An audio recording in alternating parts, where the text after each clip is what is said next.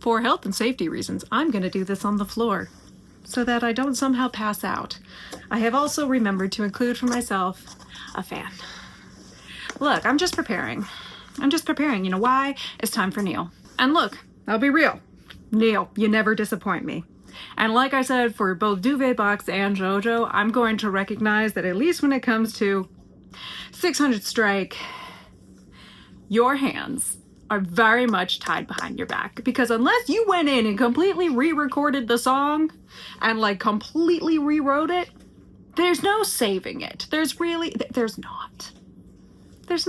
saving it. I have also been told I am not allowed to mute this 600 Strike. Now we know with JoJo, I just sort of forgot to mute because I was just enjoying myself too much. In this case, I have been explicitly told, sorry about your mental health, you're not allowed to mute 600 Strike. Now, Neal, you have had a shown track record, at least as I'm recalling, with Just a Man adding the baby sounds, which, rude, but well played. Kind of wish we'd also gotten Andromache screams, but I want that generally in the song because I want Andromache to play a part in that song. I believe you added some more ocean-y kind of effects and such for Ruthlessness, Thunderbringer. I don't quite recall unless maybe you added some more thunder sounds. And then again, God Games, I don't quite recall if you added sound, but you do add sound. I know that's a thing you do. So I'm assuming you have done something sound-wise, which is why I am not allowed to mute your version of 600 Strike. If nothing else, I'm very excited for you. Get into water. Which is, again, also why I've packed my fan, because your Poseidon gives me problems. So does your Zeus, which is rude. But your Poseidon gives me problems. And, I'm bracing, okay? Look, this health and safety. Health and safety. Clearly my number one rule here.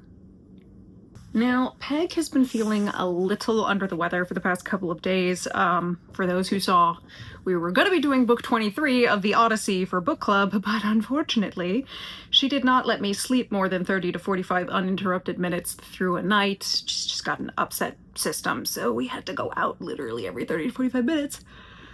Excuse me, so if I yawn like this, I'm not bored, I'm just tired. And I will also note that I am really hoping right now she lets me do this whole thing in one shot. But if this camera seems to move or anything else, it's likely because I had to take Peg out. So bear with me here. We shall start with Get in the Water and let's go. Wow, don't even need to start yet. Let's talk about this gorgeous opening shot. I mean, wow. Simple lines, looks good. If we're talking framing, shoot, shoot, eye goes to the boat. We can also look up, well framed by the text up top. Love that. Again, using, I'm just going to call it your signature textured brush because it seems this is the one that you use for all these animatics. And we, as I've said, quick way to my heart is a textured brush. I love me a textured brush. I'm a hoe for a textured brush. I just love seeing Ithaca here. In that, if you look at Ithaca in the background, it's very rocky, it's very vertical. A lot of these Greek islands, and just Greece in general, is very rocky, does have a lot of elevation changes. I just think it looks so good. I'm going to assume that up at the top here is meant to be Odysseus's palace. That would kind of make sense. I love it. It's already. Ugh. And also noting that he's on his little raft. Love his little raft. It looks like he's got some stuff on the back, maybe like little jars or supplies. I'm ready to see this older looking Odysseus.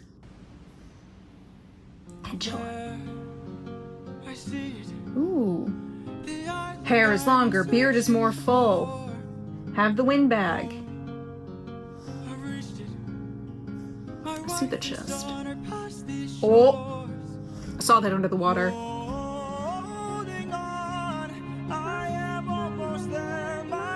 Don't be scared.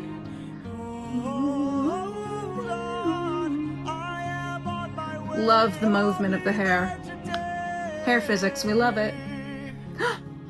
Oh!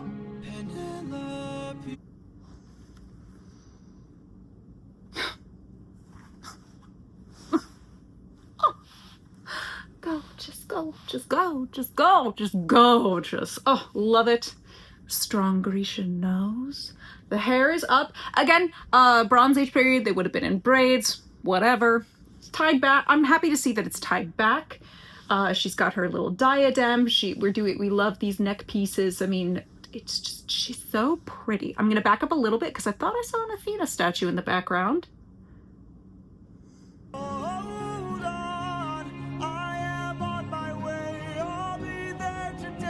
Oh, and I love how like desperate and longing he is. He's reaching out. He's using his hands to paddle. He's that desperate to get home.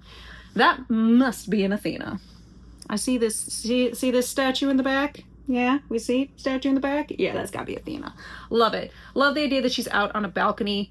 I love the buildings here in the back have very much the kind of Greco-Roman kind of architecture style. Love seeing it. Much prefer that to, I remember in Just a Man, I had said that the style you had for Troy looked a little, or at least for where Odysseus stood out on a balcony while he's singing, and then he comes back in, it looked a little more medieval, but I really wasn't nitpicking. It was just sort of like, whatever.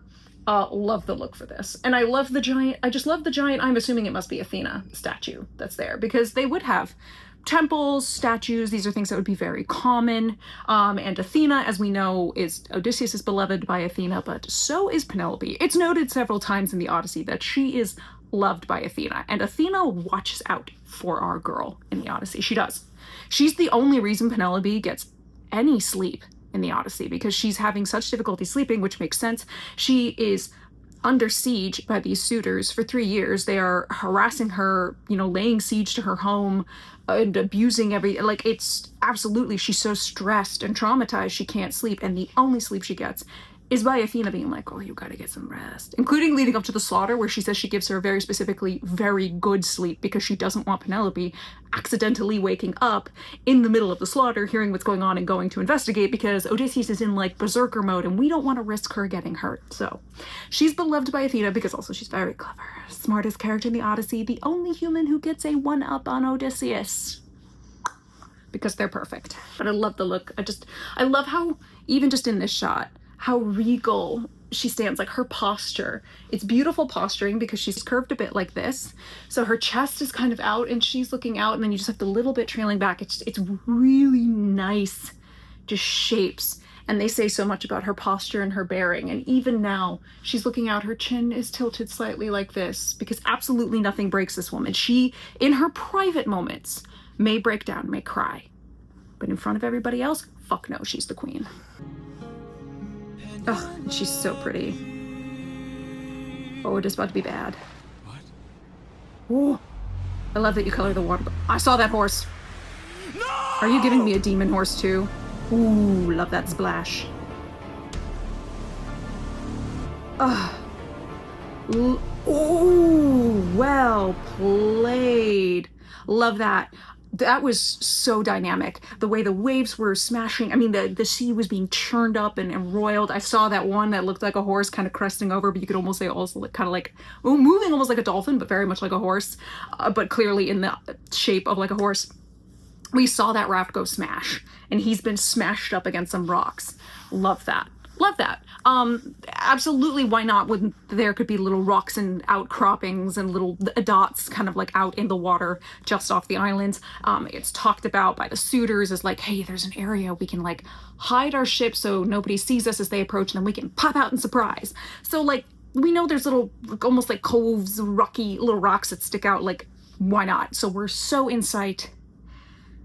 In comes Poseidon. You'd already hinted, I saw that blue under the water, but this, I love, I mean, your water physics, water dynamics are top tier, and I'm also extra acknowledging I know how hard it is to animate water.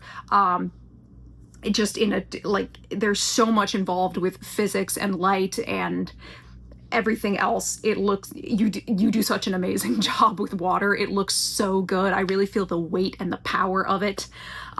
Just incredible. There you are. Where's my mans? Coward. Where's my mans? Ooh, we're waiting to earn. Ooh, are you gonna give me another demon horse? Am I gonna have problems with horses again?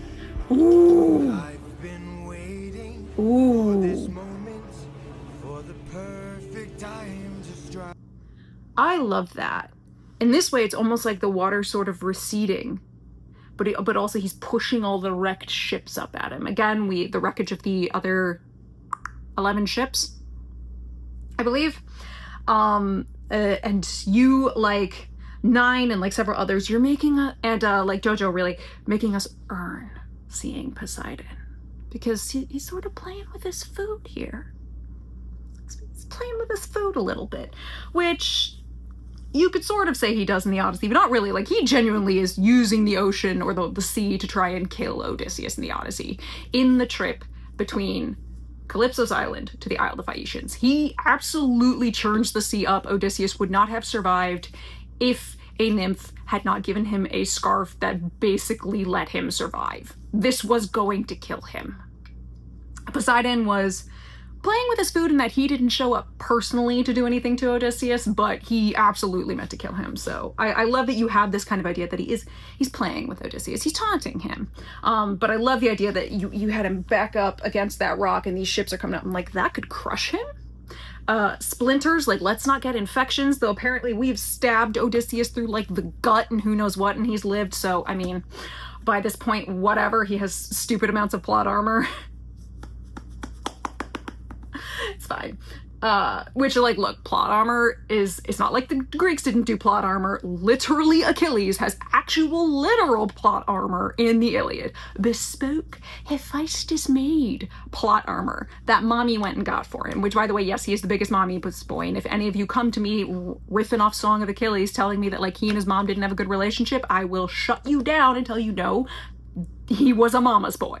He was the biggest fucking mama's boy. Okay? Like, oh my god, it's almost ridiculous. So yeah, plot armor is nothing new.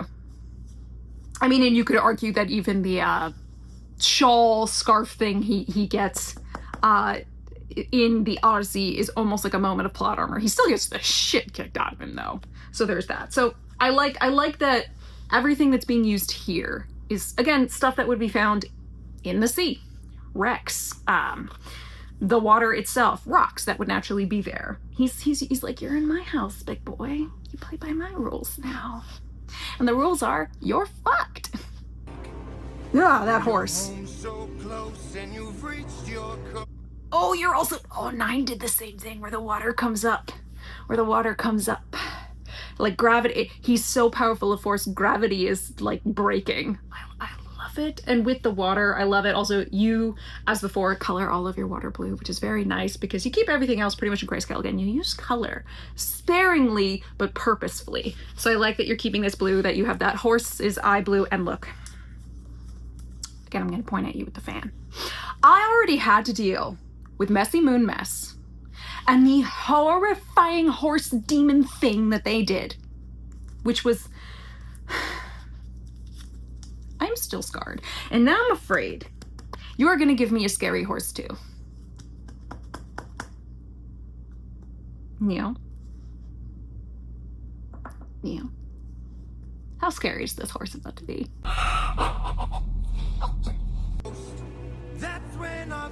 Ooh. Water in the shape of people almost. Oh, look at this spin shot using the transition.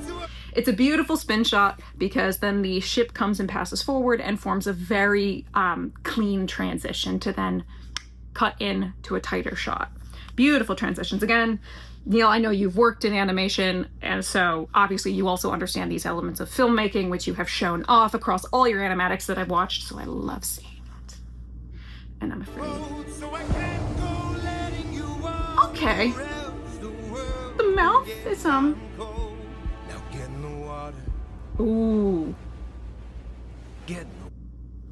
That transition. Tasty. Delicious. I love it. I love it. I mean, one, I will say, horse's mouth.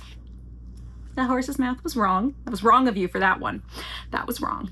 But having that be the one thing that's not formed really adds to the, oh, this is something, like, obviously, it is still water. He never really does get it to form a perfectly solid-like shape, because you never really can. So just the open bits, it's like, ooh, that's ooh, you know, keeps it just on the edge.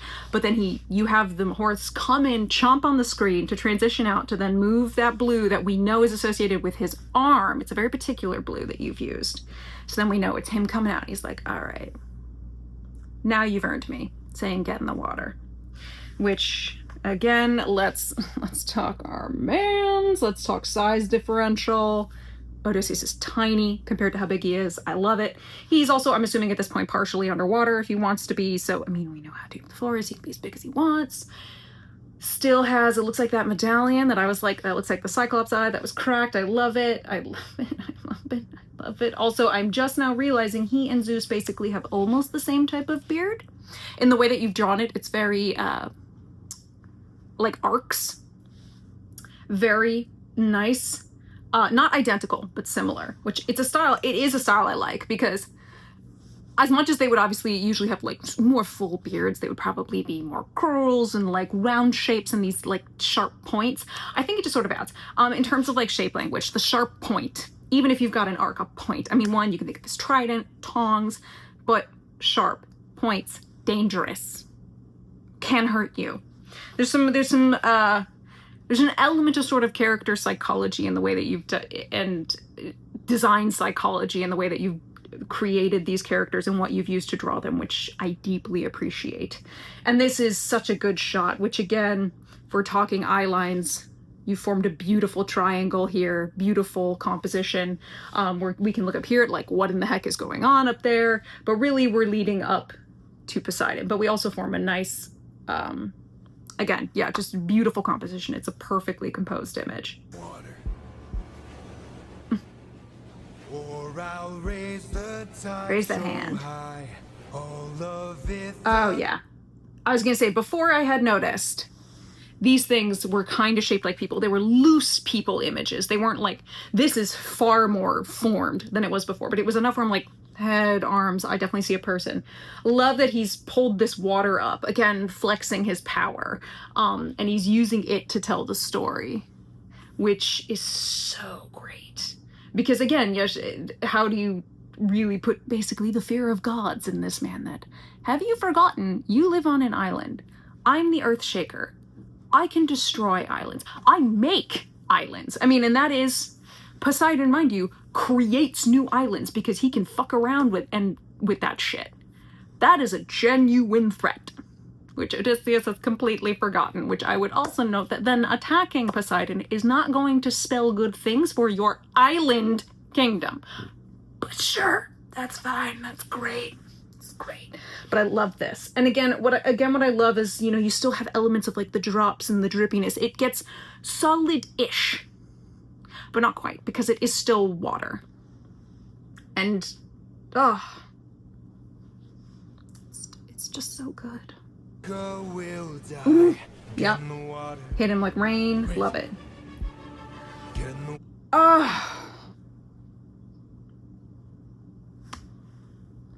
The hair. And again, in the shipwreck is all in his hair. I love it. Nine did something sort of similar. Nine had this sort of I was calling it primordial ooze. Poseidon like come up and he was almost made of all of the shipwrecks. So I love the idea that the shipwrecks are still here. They're in his hair. It's this constant reminder, like, I am all around you. I am the sea in a way. And also just, he's so goddamn attractive.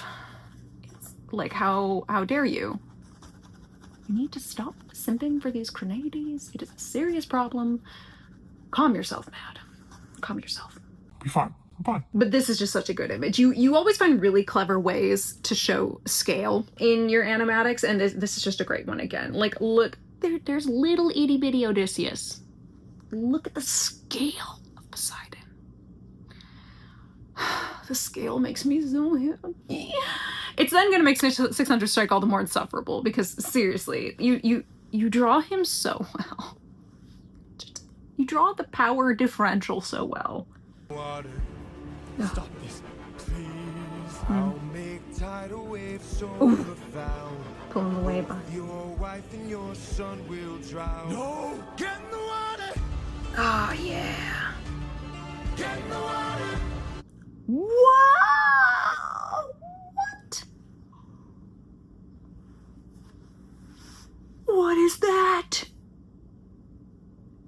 Oh, that's so cool.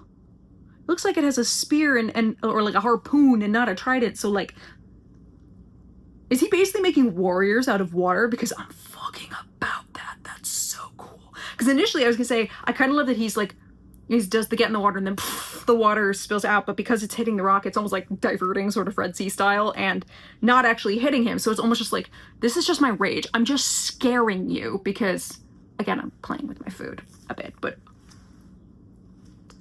love several things. One, we'll pull the eternal question, where your clothes at? I mean, I know you're made of water, but where your clothes at? I mean, I do think I see that's supposed to be like a belt or something, so he's probably got something covering the bits down there. But this mask, I'm curious about this mask. My mind, even though this would be like so far in the future, I mean, again, you've brought an element of kind of fantasy designs to this, and these are the gods. So I'm always, as I say jokingly, I allow anything, wiggle room when it comes to the gods, because they are the gods. Like either, I was almost gonna say bandit mask, but that's not it. Like a breather mask, almost like a rebreathing device, almost like something like that. I wonder, I'm so curious about your inspiration for the design of these masks, which I'm sure it's probably gonna coalesce into, as I hit play, into a more like detailed design, but it's so interesting, the idea of the mask, because obviously Poseidon doesn't need anything to help him breathe, if you will, underwater. I mean, later Greek philosophers, as you start getting into, especially when they talk about like the classical elements, whether it be the Platonic, the Aristotelian, and prior to that, their idea of the elements, part of it was they did not believe the gods breathed air. Like some philosophers believed they breathed something called ether, like that was what they would breathe in the same way that humans breathe air. Long story, deep into sort of like you're delving into philosophy and early, essentially, alchemy and stuff like that. So not going to go there. I don't claim to know enough. Yeah, we know that essentially he doesn't need anything to allow him to breathe underwater, which his palace is said to be his primary residence, if he's not on Olympus, is down in the ocean, or the sea, sorry. I do want to specify that I don't mean like the ocean the way we think of it, because the ocean, they have Okeanos, which was what they believe is this river that encircled the earth, which is probably what they thought was the Atlantic Ocean. So I'm trying to choose my words there carefully, but ooh, interesting. Oh, yeah, so he can, oh, that is so cool. That is, oh, that's amazing, because look at, I mean, again, great parts. I love these shots where we're looking down and just seeing how huge he is, how intimidating he is. And again, he's on the water. You're in his playhouse, big boy. Like, and again, the shape of this mask. I mean, one part of my joke is like duck foot, like a duck's foot, like a webbed foot, but also could be like the trident if had stuff attached to it, like upside down, also almost mimicking his beard. His beard is not quite the 3 prongs, but it's so interesting, the masks. And I love that he can sort of create these warriors out of water. I think that's super cool. Because why would he need to personally get involved in this way? Again, like, he's a Chronaides. He could destroy Odysseus without showing up personally to deal with him. I love that he's using these warriors, because he's like, no, this is the foreplay, basically, for me. You have lived more than enough. Love the expressions. Oh, go get him. Ooh. Oh, first blood. There's a third. Love this. Are they gonna like coalesce into the trident? That'd be pretty cool.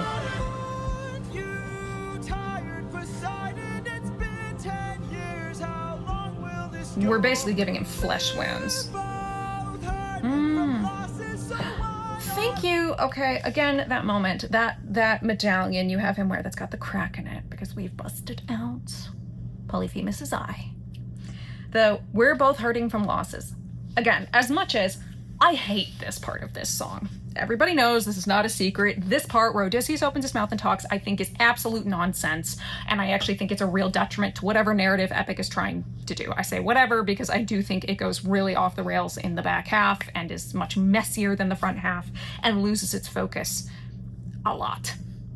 This bit is so nonsensical to me. However, you have always made a real focus on family and family dynamics between the gods, with Odysseus and Just a Man, thinking about his son, I mean, ripping away Andromache's child, showing her, and it, like, you know, you've done so much to really focus on family. So the idea of, we're both hurting from losses, he grabs the medallion. He holds that because that's what Polyphemus is thinking of. And that's also what Odysseus is trying to appeal to. I mean, which is stupid, because you caused that loss. Everything else was a ripple effect of that action. Dumbass, but okay. But I like that. And that moment of Poseidon sort of expression changing, where he's like, for me, I almost read it as like confusion. Like, what is this guy doing? And then like, whoa, don't talk about my son. That's not going to work. That's just going to piss him off more. Oh. Is he really trying to walk away? Oh my god. Oh my god. That's beautiful and adorable that he's imagining holding his own son, holding Polyphemus, weeping, blood coming out because he's gotten his own. I mean, let me tell you, the description of how Polyphemus loses his eye in the Odyssey is extremely graphic and it's disgusting.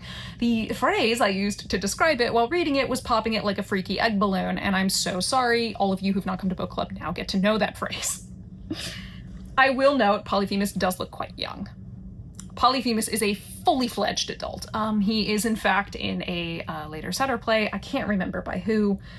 It might be Euripides, but I feel like that might be wrong. He's described as a pederast,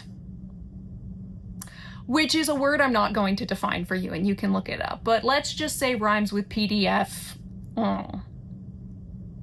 I think everybody knows what that stands for most of the time in internet speak. Polyphemus is a full-blown adult. Now, I think you can make an argument, because you see this in film and television. What Poseidon is imagining is not his son as he looks now, but he's imagining this is my kid. In the same way that Odysseus right now cannot conceptualize the idea of Telemachus as anything besides the infant that he left behind, Polyphemus can look at his adult Cyclops son and see the child. If you want a really good example of something like that, there is, if anybody has seen Mike Flanagan's adaptation of The Haunting of Hill House, the episode that is called Two Storms, which is beautiful and done predominantly as these really long takes. There's a scene where the father is looking at his children, they're adults, we kind of pan around, we come back, and we see all of the child actors, because he looks at these adults who are his children and he sees the little kids, right? It's a parent seeing their child, no matter how old they are. It's like, I see my child, I see the little kid. I think you can make it absolutely an argument for this, again, because Polyphemus is 100% a fully fledged adult. But I love that he's like, I can't, because this is what you did. I can't.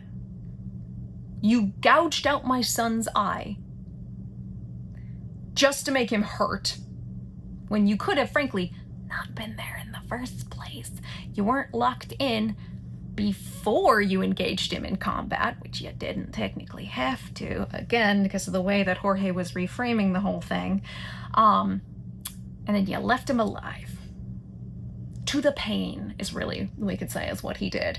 That's what you did. Forgiveness. Peace was never an option.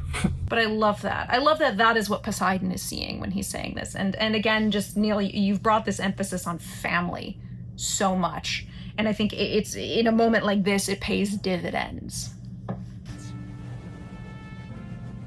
Oh. Maybe you could learn to forgive. Huh. No. Yeah, no. Ooh. Guys, it's gonna pop off, I know. I'm so excited I can't take it. I need to pause because I'm like, ooh. I'm literally like, I'm doing all of the stimming with my hands because I can't. It was just the background goes from that nice usual gray that you have to black. The red eye opens up, which is, again, we're contrasting blue and red, these two primary colors that one cold, one very cool, one very warm, and I'm like, because that is what this all ties back to for Poseidon, especially for Poseidon as you have animated him. This is about his son. He does not fuck around when it comes to his son. Now, it is also about his pride. We can have a whole conversation about that. But not right now, because I have a feeling I'm about to lose my mind at how cool this is. Oh, perfect. I've been waiting for this moment. I'm gonna back up a little bit. I'm not ready.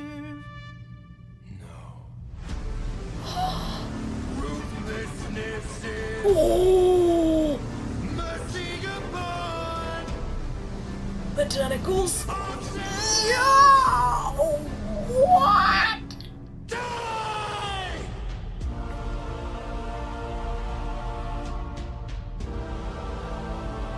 Okay, whoa, shut up. We need to talk about this image. I know, I'm sorry. I want to keep going, but we have to talk about this image. It's so good. Again, beautiful composition. You've been playing with this kind of circle like in the eye, circle in the sky, eye of the storm. We've formed a beautifully composed image, shunk shunk again, but we have the horses. His entire bottom half looks like a horse, has become horse-like. You did this with Zeus too, where it was almost like Zeus reached, I don't know, some sort of nirvana status. I don't know what to call it, where it was like, eeyo! Whereas like his head was like lightning, so you're kind of doing it with Poseidon here. I'm so excited I can barely speak these names properly. You've also got tentacles. He is manifesting that fucking trident. So good. Also, he also now has a mask, which again, I want to imagine it almost looks like a breather, but the upside down tongs just again sort of make me think of an upside down trident. It's such an interesting image. Your different shades of blue you have going on in here, again, adds such dimension and depth, and I just love that the sky is now black. Black. Even if we're in a brief eye of the storm, you about to leave the eye, and this is gonna hurt. Oh, the trident's huge. I love it. And I love that the little leaves are gold. Ooh. Oh, shut up. Shut up. That's tasty. Yeah, I'm biting my couch. I need to bite things.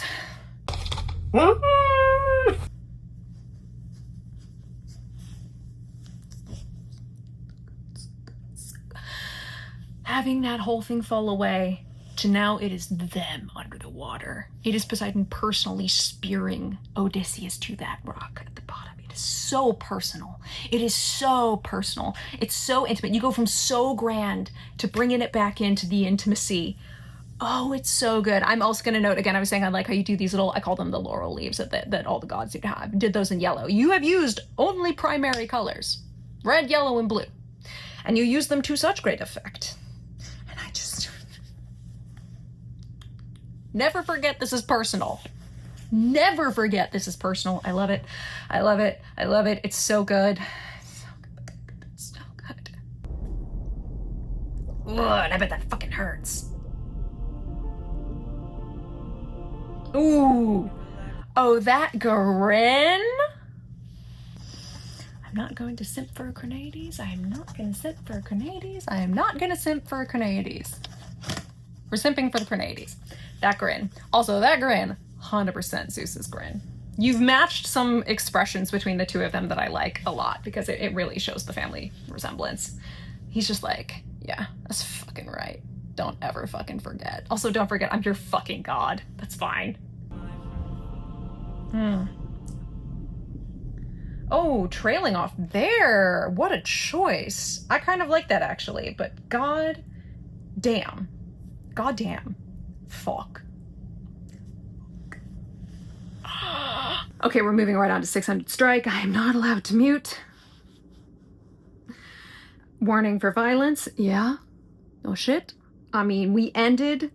You trailed off the song just with Polites coming in with the "You can relax, my friend." I mean, really. And we were in Odysseus' POV. We closed our eyes with him. Chef's kiss. Now, I will say, yeah.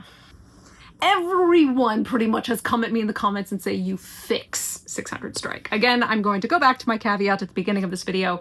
You cannot fix 600 strike. This is not because, Neal, I do not think you're talented enough. It's because this song is so broken, it cannot be fixed. It needs to be completely rewritten. That's where I stand on this song. We know.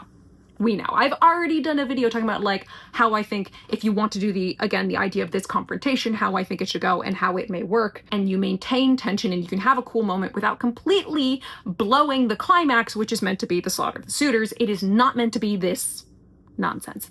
So while I am not expecting you to fix 600 strike, I am very curious what you have done and why I'm not allowed to mute it. That's where I'm frankly the most curious, I'll be real. So let's go.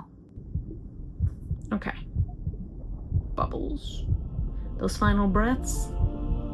Oh, that grin. Okay. Love how huge the trident is. I love that he's just watching. Oh, wow. He looks so much younger.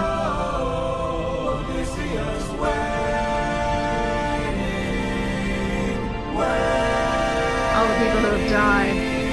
Although there's Penelope. This is beautiful. I love that. You know what it reminds me of?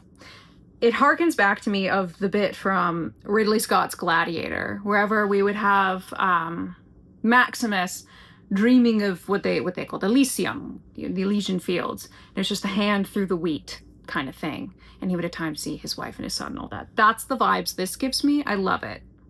I really quite like it. And I bet we're gonna have him chase after Penelope because this man cannot die yet. He's gotta get to Penelope.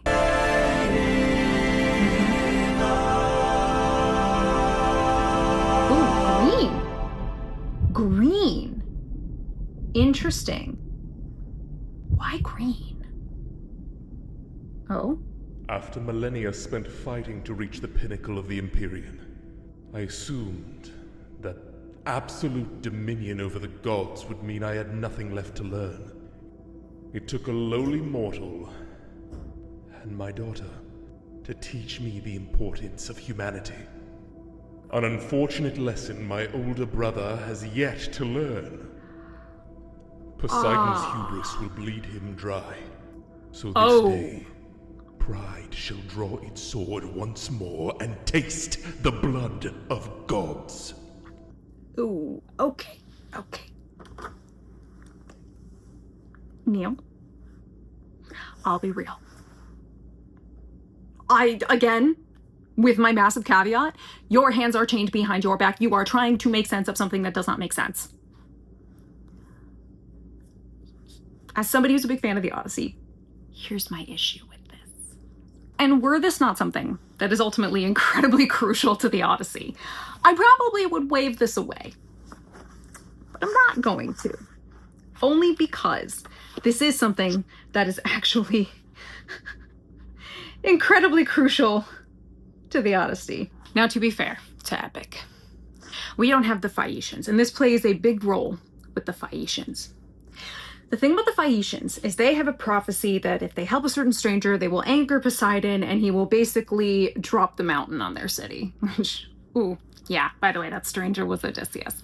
And so Poseidon, whose pride has been incredibly wounded by all this, wants to take out Odysseus, but he kind of knows he's a little SOL on that front. So Zeus steps in. And he's like, well, yeah, there's that prophecy on the Phaeacians, and they've been giving him great hospitality, which Zeus should technically be very okay with. He is the god related to Xenia. I'm going to find this bit in the introduction to the translation done by Robert Fagles, which I highly recommend. And the introduction and notes are by renowned classicist Bernard Knox. And his introduction is like 80 pages, and it's quite informative. I'll read this bit. Poseidon knows that once Odysseus reaches Phaeacia, he is fated to escape his noose of pain, and in the event the Phaeacians send him home on a supernaturally fast ship loaded down with treasure greater than all he acquired at Troy and lost at sea. Poseidon's power has been defied, his honor slighted, and someone must pay. Odysseus is now beyond his reach, but the Phaeacians are another matter. I will lose all my honor now among the immortals, he complains to Zeus.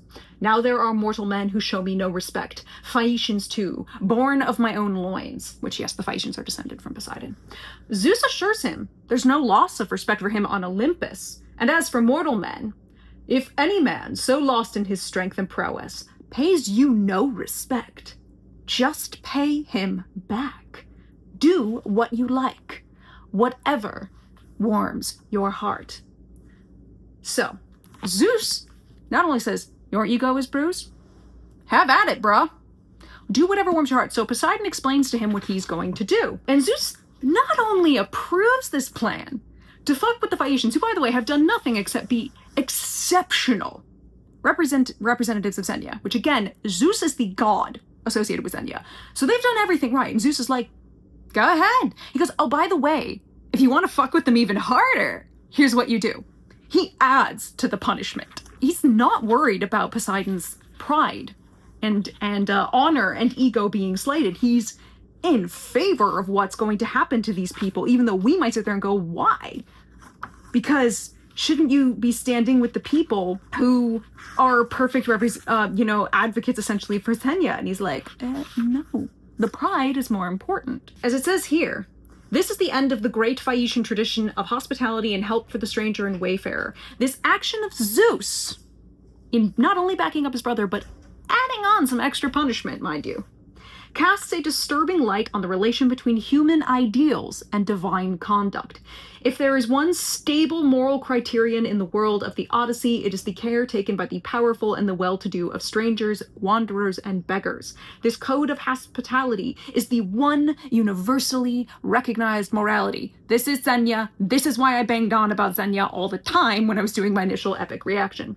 And its divine enforcer, so all mortals believe, is Zeus himself. Theos Xenios, protector of stranger and suppliant. His name and title are invoked time after time by Odysseus and by Nausicaa, Echenius, the Phaeacian elder, Alcinous, and Eumaeus. Of all the many hosts measured by this moral standard, the Phaeacians stand out as the most generous, not only in their regal entertainment of Odysseus, but also in their speedy conveyance of the hero to his own home, a service they provide for all wayfarers who reach the shore.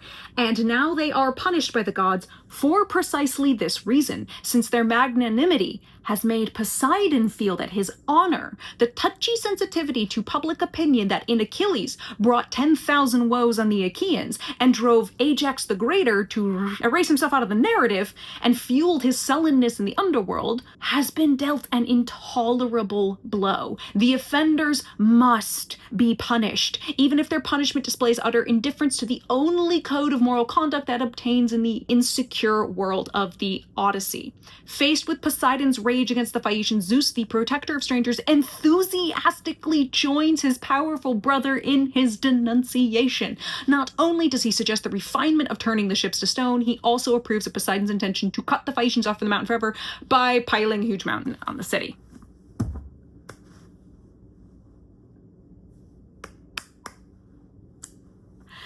And this is where I say, again, Neal, I don't know if you've read the Odyssey. I don't know where you stand on how much you know the Odyssey or all of that. And I am again going to be very recognizing of the fact you are trying to make sense of a song that does not make sense. Especially with how you have animated Poseidon and the other gods and how powerful they are. And this just speaks to, again, how bad the writing is of 600, this whole section. And that's not on you. That's on Jorge. And I get wanting to have Zeus do it because you're tying back to God games and this is all about family and parents and children, and I get it. I do. I see what you're doing. My one thing is, for me, it doesn't make sense, which is not your fault. This whole situation doesn't make sense because Zeus is not the person who would do that. Zeus is absolutely the one who would join in with his brother, as is evidenced by the Odyssey. He joins in. He adds. He enthusiastically joins in. There is no hesitation on his front because this is about pride and honor, and that is so important, even more so to the gods, that things that are held as, again, we say the only moral constant in the Odyssey is Xenia. But if it in some way impugns a god, those rules don't apply to them. Those are gods. Rules don't apply. That's a completely different playing field. That's a moral constant for humanity.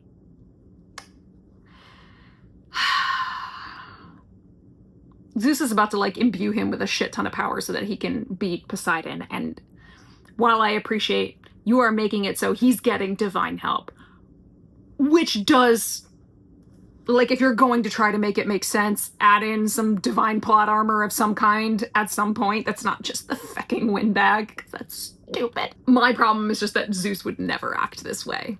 He wouldn't. And again, I appreciate this isn't the Odyssey, but given what we've seen of Zeus being Thunderbringer and God games, it still, for me, doesn't make sense. But again, even if I don't particularly like the take that you're bringing here, one, I like it a little better than 600 Strike as it stands, but that's because the windbag jetpack is such a low bar. The bar is in Tartarus. I mean, it's not hard to do better than that. And again, you're trying to make sense of 600 fucking Strike. Goddamn, you tried. I'm also gonna note, it sounds like you got, is it Luke Holt who voices Zeus? Did you get Luke Holt to do this voiceover for you? Because this sounds like him. This sounds like the timbre is the same, even when he's speaking. It's pretty cool if you did. Now, prove to me, It's prove gotta be it Luke to Holt. all that my Oh, daughter's hi, gods. sacrifice Love was that not look. in vain, and rise once more, King of Ithaca! Oh, shoy! Admittedly, that's cool. Oh, we're now back to Poseidon being in big form.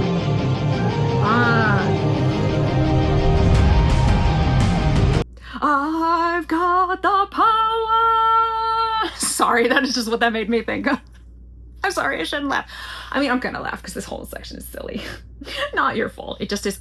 I see those god outlines in the back. You guys probably can't see them because it's so... If I push this close enough, can you see? If you up in the gray, you see those eyes? You see those god outlines? I see you. I see you. Having him coming in yellow. Yellow really being Zeus's color. I was gonna say it's interesting we're back to Poseidon being back up in his sort of gigantic form as opposed to he was very intimate down, stabbing Odysseus. Rise, King of Ithaca. I mean, that image of him holding the sword like this, I mean, it's classic. If you've ever seen, like, medieval tombs, you'll often see, you know, the man gripping the sword. You have such nice imagery for such a silly song. There the gods! Is he running on the water? Yes, Jesus Odysseus! Oh, love the that time! Okay, you're popping off with the animation and the editing now, and I can't. First off, it coming up as the Cyclops, which you did something similar in Ruthlessness, I think. Or maybe I'm hallucinating. Did you not? For Ruthlessness? Am I nuts? Maybe I'm not. Maybe I am. I mean, I probably am, but that's fine. One, I'm going to call him now Jesus Odysseus because he's running on water.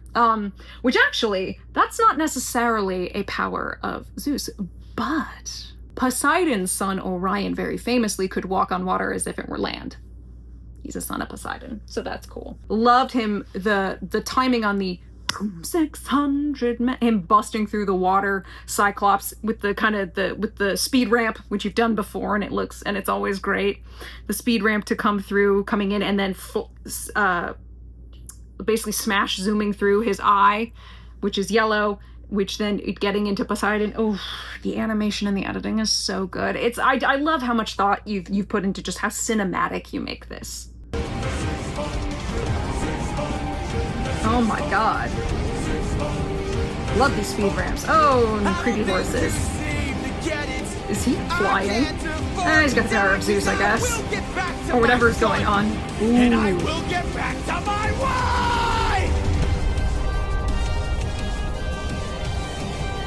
I love the windbag basically plays no part in this. I cannot tell you how happy I am. Oh, hold on, wait. What was he busting through? Because I heard that what is supposed to be windbag noises. You had him busting through something else. Oh, bits of... Oh, smart! So smart. You're Details. Lay a detail early so it pays dividends later. The shipwreck. I had almost completely forgotten about the fact he's still kind of got all these shipwrecks in here. That's what Odysseus is busting through. Well played. Well played. Introduce a detail early so it can be used later. And you're making use of the fact that those sounds are in the actual track. You can't, I mean, you're not adding them. You're just going, I can repurpose that. Well played. Well played, well played. Well played. Ah. For every comrade, every one of my friends. Oh, what's the little lightning cracking in the sword? I'm sorry, wait a minute, wait a minute. This is important. I'll tell you why I'm saying wait a minute. Every one of my friends. Almost all. Is Odysseus shirtless? Yeah, yeah. Did we rip his shirt off?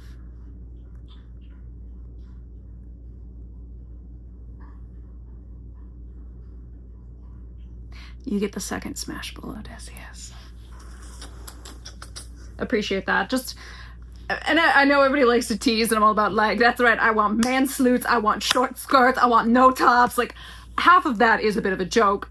Half of it is not. They just aren't wearing as much. What do you want from me? But also, infamously, when he does the slaughter of the suitors, it is implied that he is essentially buck-ass naked, slaughtering over 100 men. So, like, I'm just saying, you're feeling the vibes. The assignment was understood. Also, yes, I see he's got muscles. He's got a nice kind of like a barrel chest, which I kind of appreciate. And yes, I do see the chest hair, which is important because he's Mediterranean. Okay, he's Greek. I really cannot emphasize enough how much hair is involved with Mediterranean men. Cannot emphasize that enough. Whom were slaughtered by your hand. Oh, look at that sword. Ooh, all the gods' colors. So it's really not just Zeus. It is all of Olympus, except for Athena, because she's also blue. What in the flipping flip-flop was? What is that? Oh, the sound. Oh my God, the trident is shattered. Would never happen. You but idiot. damn. Oh, Can't you see? his arm. You sealed your fate. Oof. Just Yeah, I to bet be you're. me. You really. Oh, look at that. That little detail of him turning just to beat me. And one of those leaves, almost like a petal, like fell off. Really showing you the damage that's been done to, frankly, both of them. Like, frankly, that should be. Yeah, Odysseus is pretty feckin' knackered, too. He can barely get up. What I was most interested in is Poseidon's arm. Like, his usual water arm. It's gone. He's not even manifesting it. Did he blow through a ton of, like, I say he blew through a ton of power, but that's not really how the gods work. They don't, like, use up their power. It's, you know, not really a thing. Whatever, this is just, whatever. I'm just curious, because we've also shattered the trident, which again is a thing that would never really happen. Their weapons don't really break. I'm curious then, please tell me you're gonna have Odysseus, okay, I can't believe I'm gonna say this. Please tell me you're gonna have Odysseus stab him with that broken sword that I saw as well. The sword is broken, and not with the trident, because the amount of brownie points I will give you for him not touching a single piece of that trident. But I see a bit of the trident in the foreground, so. Ooh. Yeah, he's shedding those, like, leaves. Now you'll never get back. Oh, the eyes are still yellow. We still got something. Oh no, you're gonna have him touch the trident, aren't you? No. Oh, there's the arm. Or what? Ooh, but it's not fully formed. Exactly. Oh. I was hoping it'd be a bit of the sword. Wait. Wait. Ooh. Ooh, got him. Ooh, he got him like right up under the ribs. So that, oh yeah, that'll knock the breath from you. Even though, again, the gods don't breathe air. Long stories. Long confusion. I like that. It does seem that, which I find interesting. Poseidon clearly is, I mean, your version of Poseidon, it's almost like his, I guess Jorge is sort of doing the same thing, which is why, again, I find this ridiculous. He's almost got like a power bar, like an HP bar or something that's gone down, which is like, no, that's not how that works. Regardless, you're using it as a visual cue to try and, again, make sense of how Odysseus is able to do this, which again, you also have Odysseus' eyes still being yellow. I kind of wish he picked up the broken sword. So you could just really hone, like, just so he doesn't touch the trident. But you know what? Whatever. whatever. I love the motion you're giving. It's so dynamic. The way that Odysseus is getting almost like his second wind here. I'm curious as to... I'm curious, and I'll say it this way. Because in God games, you had Athena and Zeus when they fought. And, like, Athena became that big owl at one point. Zeus had his, like, crazy, like, lightning head form. And they both ended up where they got smacked. Basically, they would have scars on them. And they looked totally knackered at the end of that fight. These level up forms, I don't know what to call them. I'm calling like the gigantic forms, the whatever these are, these special forms you've made for when they get hella fucking pissed and they really flex their power. Which I find interesting that Poseidon didn't even bother doing in Ruthlessness, which I thought he would also do.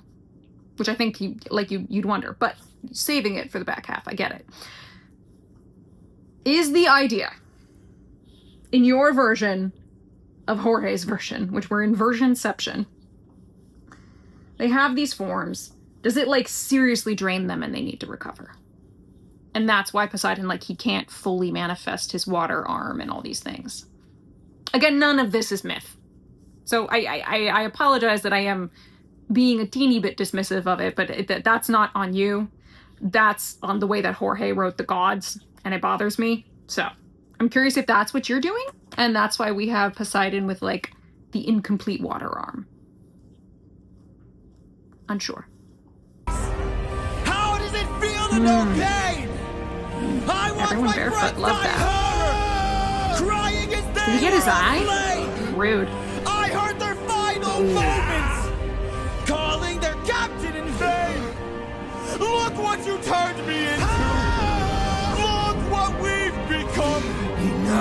All of the pain that I've been through. Haven't I Can't believe he took his eye, too. You didn't stop when I begged you. Told me to close. Wow. I want to talk about that shot briefly. Where you didn't stop when he's trying to hold it, you didn't stop when I begged you. And then we see Poseidon kicking, which I'm like, Jesus. That is, I mean, this is very violent. I love it. I also hate it. Not your fault. It's because this is stupid. This part is stupid. Beautiful melodically. Stupid writing-wise. But you are milking every goddamn second, Neal. Really are. And he's hitting him in points. I mean, that initial shot up under the ribs, I was like, oh, that's gonna wind him. I mean, if they breathe there. That would wind him. He's really going for bits that are gonna do damage. And it looked like he got his one eye, too. And now he's made it so he's down an arm. Which really does make this seem... Like, if you did not know this was a god, you'd be like, what is he doing to that one-armed dude? Like, what a fucking dick.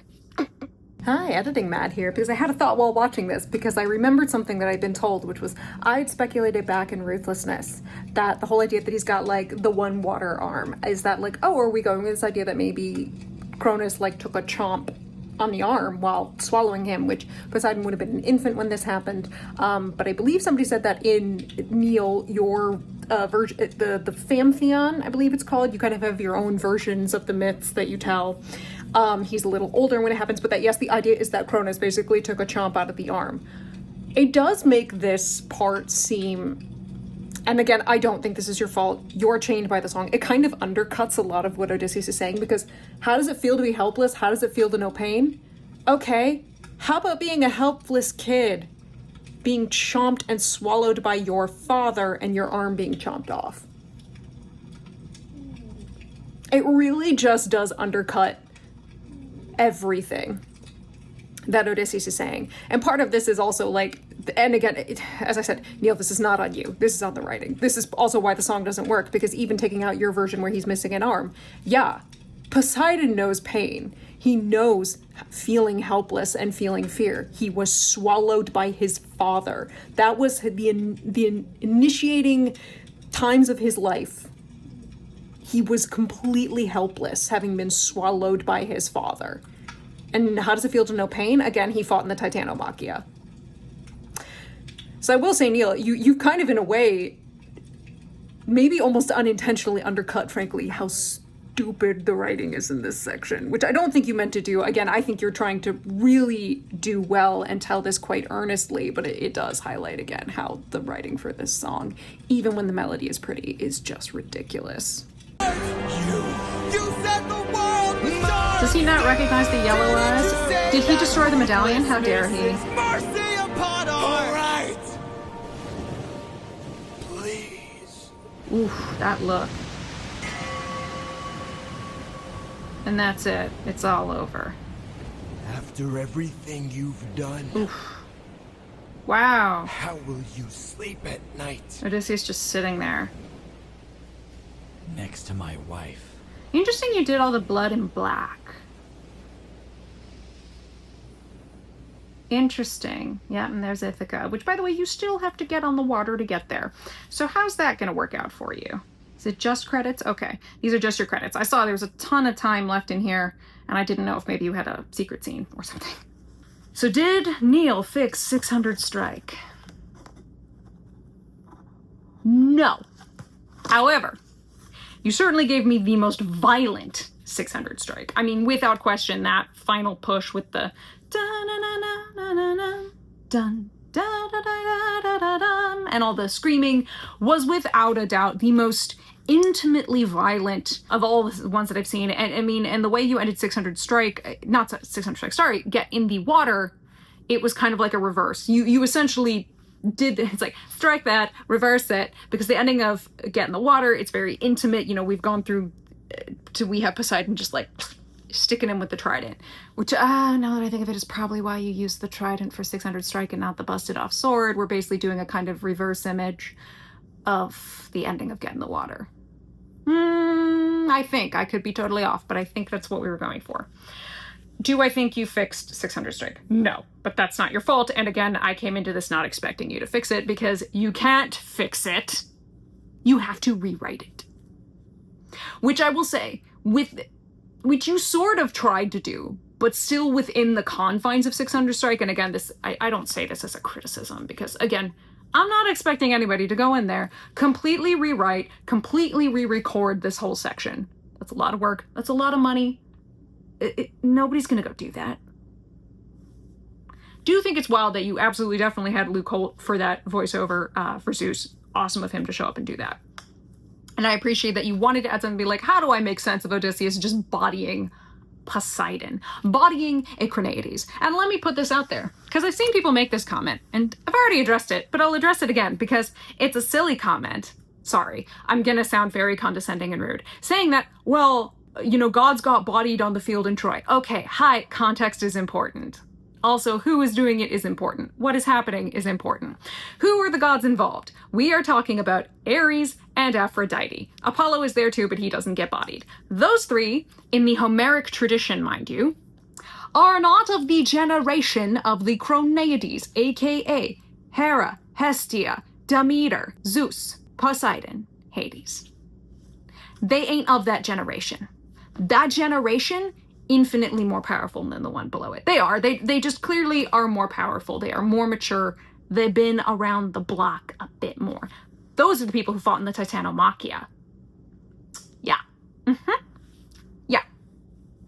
Let's also note, Ares doesn't necessarily get bodied. He does get injured, but not bodied. And he runs off screaming like he has a tendency to do in the mythic tradition. He could get a scratch, he would run off screaming. There's a reason that when Otis and Ephialtes, two giant sons of Poseidon, attempted a coup and lost, and Ares got locked in a jar, everybody took a moment and were like, do we have to let him out? He's kind of annoying. We kind of can't stand him. The other one being Aphrodite, who didn't go there to fight. She went there to rescue her son Aeneas. Kind of wish she hadn't, then I wouldn't have had to read the Aeneid, but you know, whatever. So she gets a flesh wound from Diomedes. And let's also note, this is Diomedes. Okay, look, I know everybody loves Odysseus because he's in the Odyssey. Don't get me wrong, I love me Odysseus. He is one of my very favorite problematic trash men of Greek myth, which, you know, is most of them. It's basically trash people all around. It's fine. In terms of who are the greatest heroes, Odysseus ain't there. Okay, look, we love him, he's clever, he's known for his polymetis, for his incredible mind, and he is a good fighter, don't get me wrong, and he has his moment of Aristeia against 108 humans. This man ain't gonna body a god. Now Diomedes. The ultimate hero of all heroes is without question Heracles. That's the one that everybody wants to be. That is the guy. That is the no rules feckin' apply Heracles. If you go through, there's a fantastic book called The Greek Hero in 24 Hours by Gregory Nadja, who is, I believe, head of classics at Harvard, has a whole section breaking down Heracles' name and how it shows you why this guy is going to be the hero of all heroes. He's the model that everybody wants to be, even Achilles. The next greatest hero, like the epitome of the Greek hero, it's feckin' Diomedes. Okay, that's the dude. He's our dude. He is insane. And what he does on the battlefield at Troy is his moment of Aristeia in the Iliad. And let's also note, that is the flurry of combat with two armies smashing against each other. Now, Homer likes to write them as one-on-one duels because it's for entertainment. You can describe two masses of armies going at each other all day, every day, but you're maybe going to get a little confused. It's like how you watch a film and go, why is suddenly everybody in a one-on-one duel and yet nobody else is coming in to fight? Because it makes for more fun storytelling, okay? That's how Homer does it. He does it similarly in The Slaughter of the Suitors. He evokes a similar pattern of describing the battles as these little fights, as they often seem very much like one-on-ones. And it's like, what is everybody else doing? I'm like, it's probably a giant melee, but when you're writing this to be performed, and usually at religious festivals, you're also trying to entertain. It's easier if you break it down like one-on-one duels. So, anybody who says, but they bodied gods in the Iliad, 1, no they didn't really, 2, that's Diomedes, 3, in the melee of combat of the Trojan War, that is not what is happening here in 600 Strike. They do not compare, these do not equate, nowhere close. Not in the slightest. Ew. No. It also completely defeats the purpose of, again, the point is the slaughter of the suitors. And Odysseus, while he does go into a kind of Achilles-like wrath berserker mode when he's executing, if you will, the slaughter of the suitors, it is because he has then spent several days seeing the shit that's been going on in his house for 3 years. And he's pissed, rightfully, at these men. Such that Telemachus has to step in and be like, yo, that guy's a bard, he didn't do anything, you don't need to kill him, he's unfortunately wrong place, wrong time here. You can let him go. He's cool. So there is a wrath that is involved there. That is not what's going on here. And again, this is not where the massive climax should be. This is... Okay. Sorry. I'm now bitching about the writing. And Neal, that is not fair to you. We're here to talk about you. Gorgeous as always. It's gorgeous as always.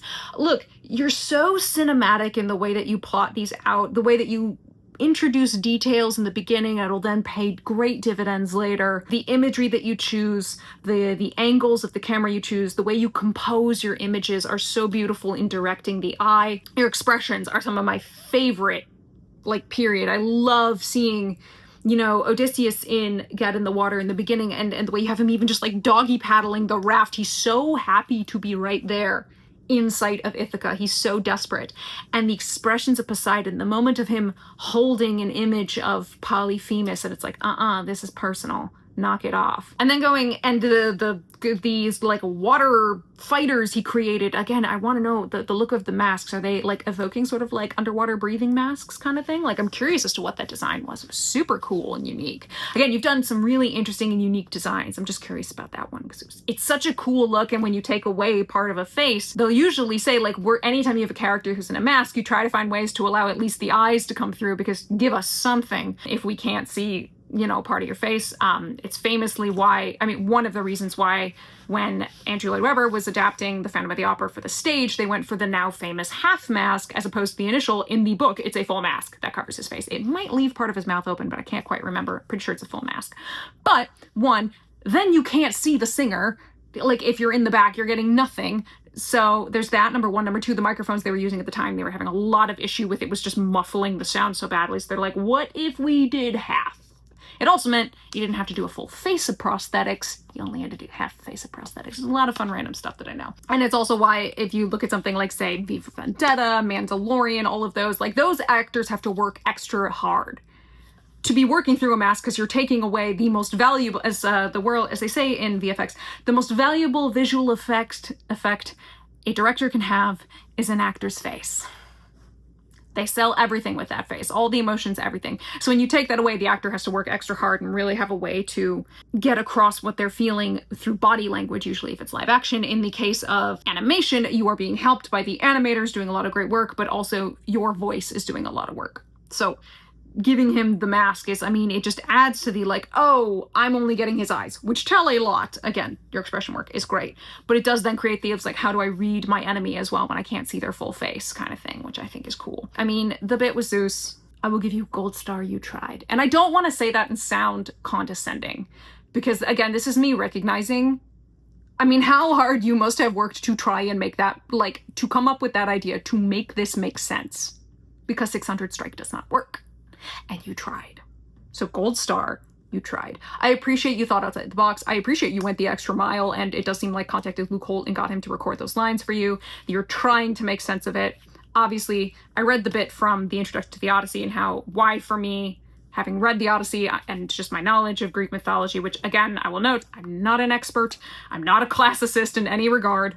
I don't have a classics degree, so I'm not a classicist. It just, for me, still doesn't make sense.